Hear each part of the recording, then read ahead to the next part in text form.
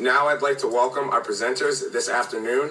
We'll be hearing from the Rhode Island Public Expenditure Council, specifically Mike DBAs, President and CEO, and Jeffrey Hamill, Principal Author. Thank you and welcome. Thank you very much. I think this is on, right? I think it is. Chair, members of the commission, appreciate the opportunity. We've been asked to speak to you about a report we did in October on housing policy in Rhode Island.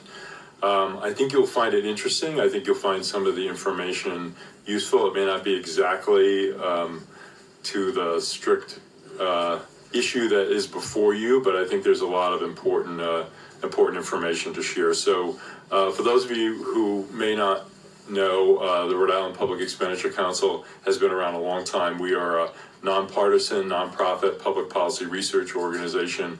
Our mission is to advance fiscally responsible government, competitive tax policies, and economic opportunity for all Rhode Islanders through our research and reports. We have historically kept our mission focused on taxes and budgets, both municipal and state, taxes, state and municipal, and K through 12 education. We decided a couple of years ago to add housing to our portfolio with the permission of our board. It was a large commitment on our part to learn this area, both talking to stakeholders, doing research, and Jeff is the primary researcher, and the culmination of that was this report, as well as some other work we did before this report came out.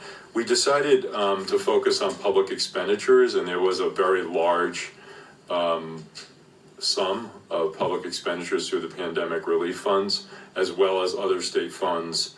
That's where we feel we're most useful, but we do want to turn our attention at some point to land use, which is a whole other area which we have not briefed here, and we also did not focus on homelessness, which is, of course, is a housing issue and is a serious issue that's gotten much worse.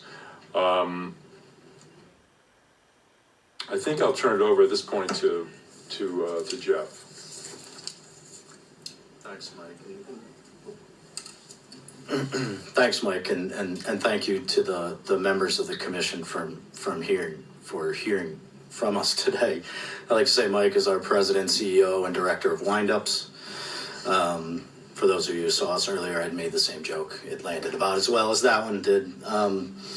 So the report focuses, like Mike says, mainly on the public expenditures from the ARPA funding on housing that we received. But we thought maybe we would outline with you today some of what we see as the scope of the problem with regards to housing.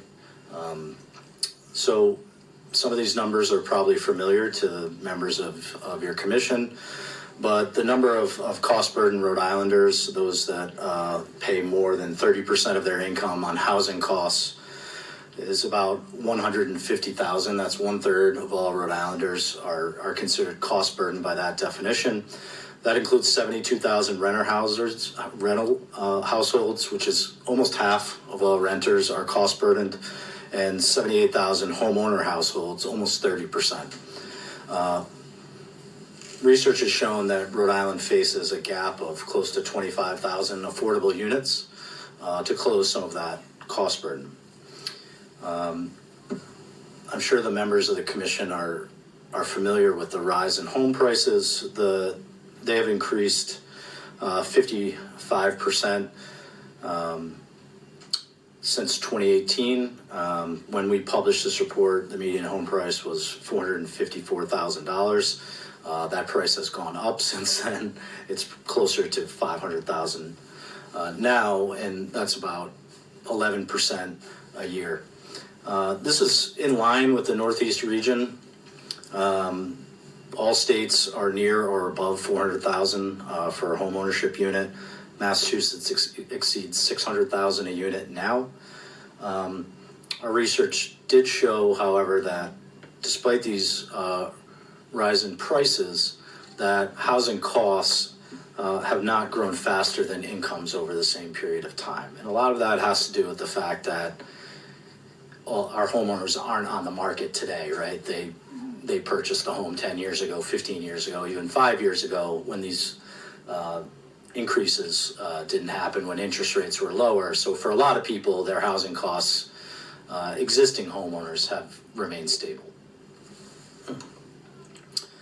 Our rental market is extremely tight. At publication, the vacancy rate in the state of Rhode Island was 3.7%. This is below the national average and twice as bad as what's considered to be a healthy rate. This has led to some of the rent increases we've seen, especially in Providence. But like housing costs, our research demonstrated that rental costs have not grown faster than rental incomes. It's close, but they are in line. And we got that data from Rhode Island Housing on two-bedroom rents statewide. So it's not region-specific. So in some places, like, say, Providence, where rents have gone up, that's not being captured. We think this is mainly due to a supply problem. We think Rhode Island does not have enough supply to meet the demand of housing that's there. And part of that is because we just simply do not produce enough housing. Between 2012 and 2021, we were 38th in net housing production, and the last year that data is available, we were last. We built only about 800 total multifamily homes from 2011 to 2022. And through our housing programs, we produced and maintained about 215 housing units a year. So that's your low-income housing tax credit program, that's the bond funds. And this is, again, prior to the pandemic. Our research also shows that a large percentage of these units were rehabilitation units. So from 2006 to, say, 2020, 75% of those units would be rehabs and 25% new construction. And with the availability of pandemic funds, we flipped that. So now the latest bond helped, it was 75-25 new construction to rehab. Part of the reason for the low levels of production is the state investment. We're second lowest among New England states in terms of per capita investment in housing production. The money we have committed to housing production has mainly been through general obligation bonds. We have issued 4 separate until the most recent housing bond totaling $190 million.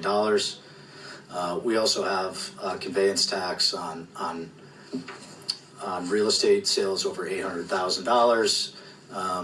With the previous conveyance tax, it brings it about $8 million total a year. We also believe our research showed that land use restrictions are part of this problem. One national study ranked Rhode Island 9th worst in the country for land use restrictions. Permitting, it depends on the data source you use now.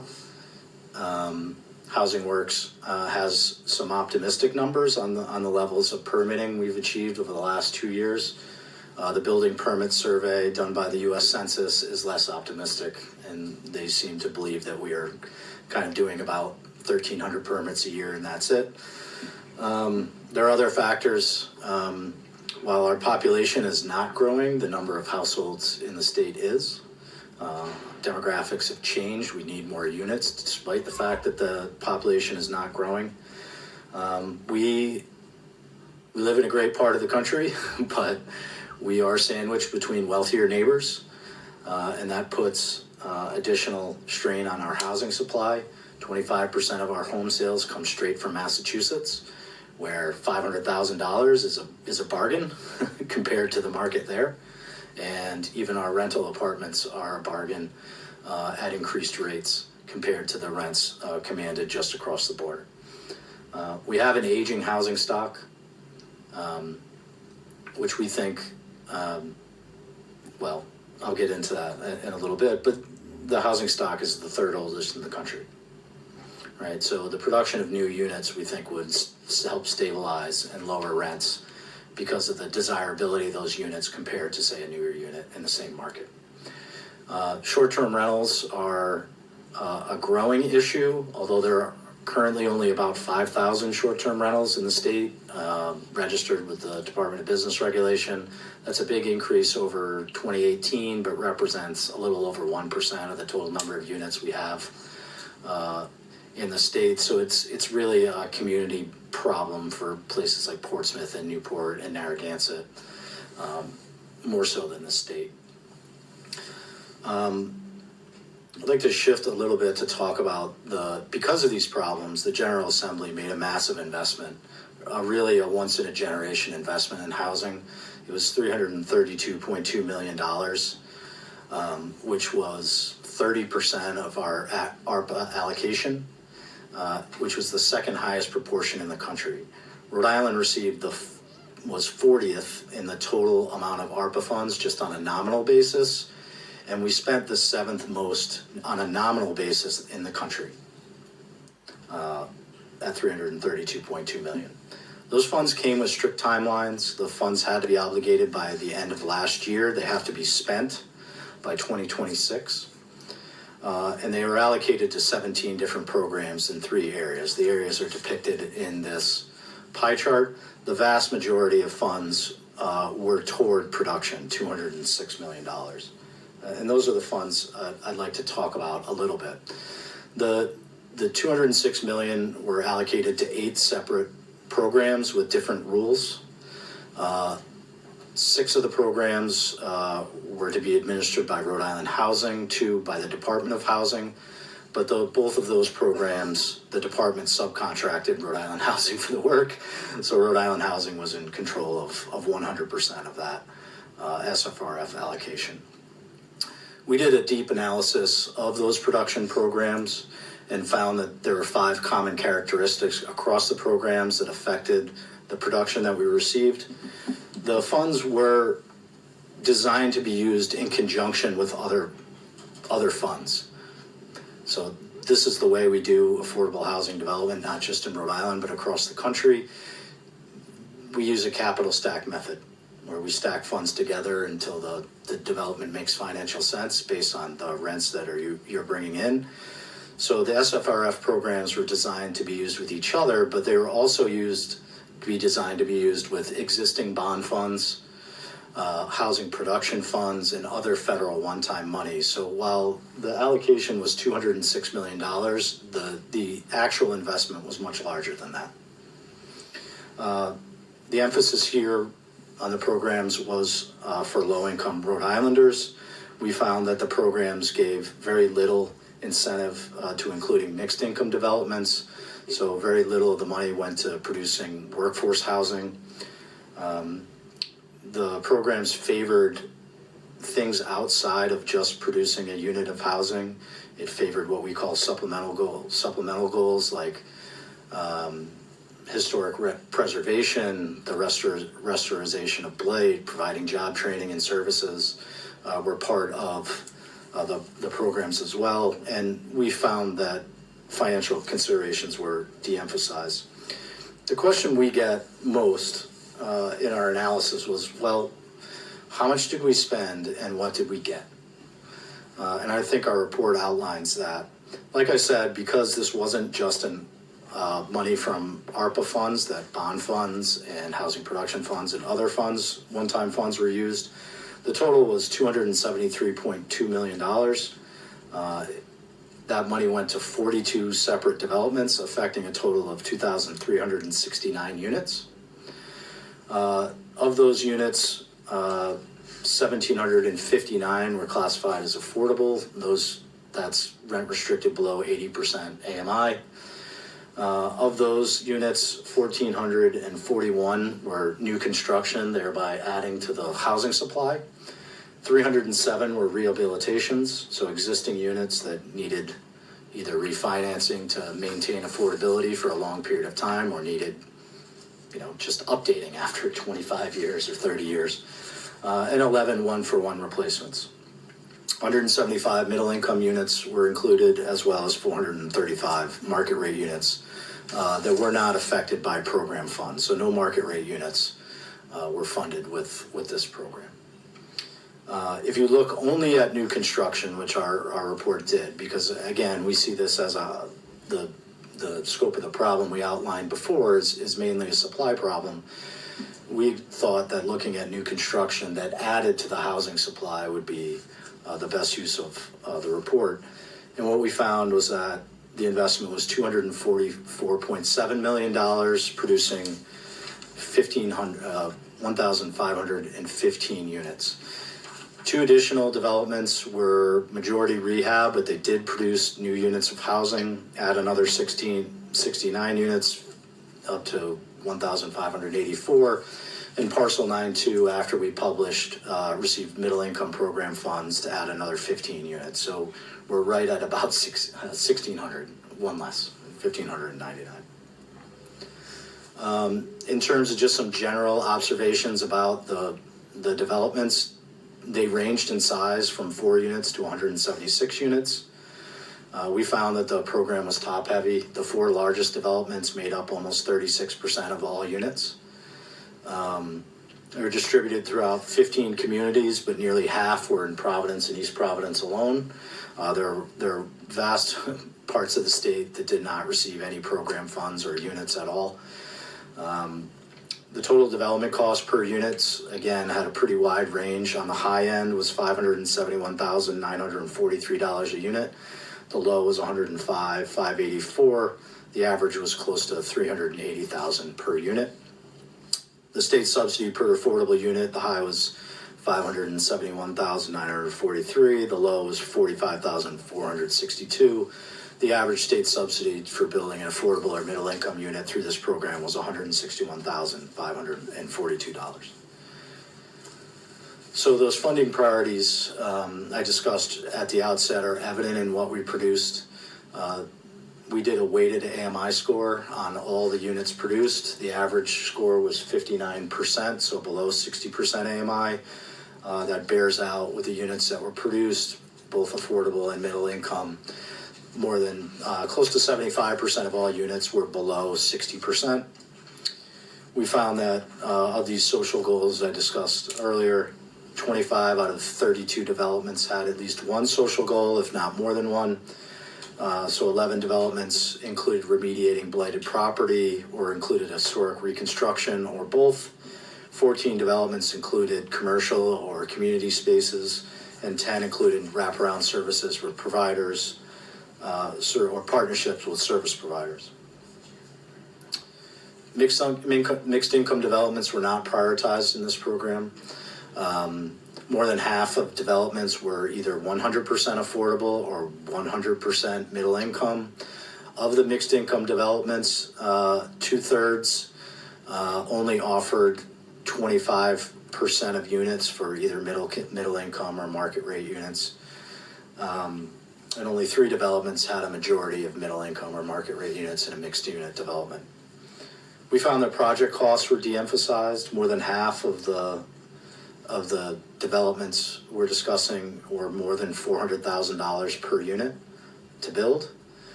23 developments had a higher per unit cost than the average selling price of a condominium at the time that we published. And 3 developments had total development costs higher than $500,000 per unit. Based on these findings, we will offer 5 recommendations. I know I've taken up more time than you guys have asked for, so I'll go through these quickly and happy to discuss any of these in greater detail. We feel like the state should expand its range of investments to include both middle income and market rate housing. Really, the way you affect a supply problem is on those units that require the least amount of subsidy. And that is your middle income and market rate that require little to no subsidy at all. And the reason we believe that would be effective is partially due to the aging of the housing stock, like I mentioned, that if you introduce new units of housing to a marketplace, regardless of income level, you will see chain migration throughout the apartments. And that previous apartments that are older and become less attractive in a market that also has newer apartments in it. And so maybe people move into the newer apartments, and then we see movement across apartments that way. So how do we do this? We feel like that housing programs should incentivize mixed income developments. We think it's not unreasonable to ask a developer if we're going to give them a very large subsidy to say, like, we would like you to include some market rate units in this development for free to get that subsidy.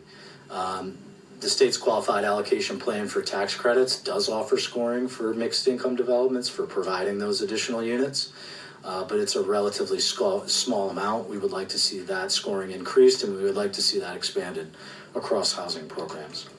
We also feel like the state LIHTC program, which is a really generous investment from the General Assembly, it's $30 million in general revenue a year. That's like 3 times more than the average we spent in the previous 20 years per year. But right now, the regulations require that program be paired with the federal low-income housing tax credit program. We feel like that places restrictions that aren't necessary. Many states do this, but many states' state low-income housing tax credit programs does work like a tax credit, like the federal program does. So you have to sell the credits on the open market. So it makes sense to pair it with the federal credit, so you're using the same syndicator, you're selling a bundle of credits. But Rhode Island's program doesn't work like that. It's not a credit program, really, it's a rebate program. So you can claim the credit in cash for 90% of its value right at the outset. So really, it's more of a subsidy than, say, an indirect form of subsidy where you have to sell a credit on the private market. Because it works that way, you could conceivably expand the range of developments that you use this money for, but by pairing it with the federal LIHTC program, you restrict that to the rules promulgated under the federal LIHTC program. We also feel like because middle income and market rate housing doesn't require the level of subsidy that, say, low income housing does, that the most effective way is not to subsidize those units, but to provide regulatory reform that would ease their building. The second recommendation we make is that Rhode Island needs greater investment in housing. Right? I cited the numbers earlier. We did make a historic investment with pandemic-era funds, but those funds are currently all obligated, and they will be spent by the end of next year. So the state currently doesn't have a plan to replace those funds. So we need to think about revenue sources and how we would prevent going back from a period of relatively low investment. RIPEC recommends taking a look at the real estate conveyance tax. The high-end tax currently right now does not raise a lot of money, and there's a potential avenue there to raise revenues. We also recommend extending the state LIHTC program. Due to delays with the regulations of the state LIHTC, we lost 1 year of the program. As the law is currently written, that program sunsets. It was supposed to be a 5-year program. Currently, it's a 4-year program. We would like to see, this would require just crossing out one number and replacing it with another, and you would unlock another $30 million that way. Third recommendation is we feel like the state really needs to take a hard look at how the dollars were invested through these SFRF programs and find ways to return our investment, improve our return on investment. So if you combine the money we paid for rehabs and new construction, it was $273 million, and we produced 1,600 net new units of affordable and middle income housing. Right? If we need 25,000 units, like estimates suggest, that represents a multi-billion-dollar problem. So we have to find ways of bringing those subsidy levels down. Our recommendations is to institute total development cost caps on all state housing development programs. The qualified allocation plan for tax credits had a cap in place from 2020 to 2023. That cap was removed in 2024. We would like to see it reinstituted and again expanded to all of our development programs. We would like to see greater emphasis placed on the cost when awarding funds, and incentivize larger developments. Like I said, a lot of these developments we built were very small units, 10 units, 12 units, 18. So we're getting this very complicated machine of financing running for very little. And I would argue that the juice just isn't worth the squeeze. We would like to see a de-emphasis on the social goals supplemental to the provision of housing that increase costs. So we recognize the value of restoring historic properties. We recognize the value of restoring blight. We recognize the value of providing services.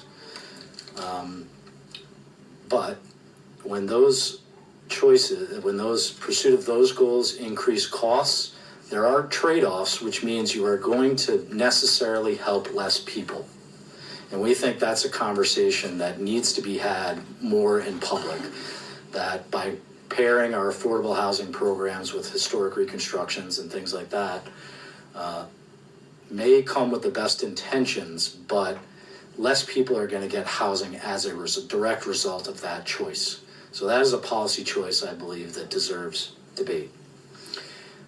We also need to start taking a very hard look at some of our cost overruns, especially as developments move from preliminary to firm financing. What we have seen is that costs go up anywhere from 15 to 35% from preliminary to firm financing. Now, granted, construction inflation runs higher than CPI, but it does not run at 30%. And these programs are supposed to be competitive programs where cost is a consideration, and developments are not being rescored. In fact, what's happening is they're getting more subsidy as the costs increase. My concern has been that this will creep into the bond funds that are going to be available at some point this year, and also the state LIHTC. Fourth recommendation is, I think, we believe that the state should really reduce complexity of its housing programs. We did not need 8 production programs. By creating 8 similar programs but with different rules, we added to the already, so we took a very complicated model of financing and we made it more complicated. As a researcher, there are 8 production programs plus bond money, 2 different bond programs plus other, there's 11 programs that are being used in combination. So how do you make, as a representative, how do you make an accurate assessment if that program, one program is working when you're pairing it together with 6 others? We also argue that there has to be clarity. We need to outline and define the relationship between the state's housing agencies. We created a Department of Housing, but essentially layered it on top of existing institutions without changing the formal relationships between the institutions or creating a formal institution between the institutions. So the department has come out with a housing governance plan. It is our feeling that the plan does not go far enough in consolidating state housing agencies, but it is an excellent plan. It was done through a thoughtful process, and we endorse the findings in it, namely that the Department of Housing become the Executive Office of Housing. We would like to see money flow through the Executive Office of Housing. We would like to see that office draft the QAP and the state housing plan.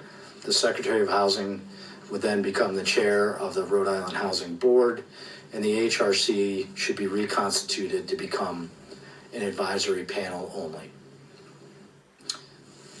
My last recommendation is that we need to start, not just mine, but Ryback's last recommendation is that we really need to look at different ways of tackling our housing shortage. Relying solely on this capital stack model of development is a questionable strategy moving forward, considering the production we got over the last 3 years. So there's several policy options. We support the idea of a public developer where the state would enter into a public-private partnership on state land to see if we can introduce some cost discipline into the development, with the state maintaining some equity in the development.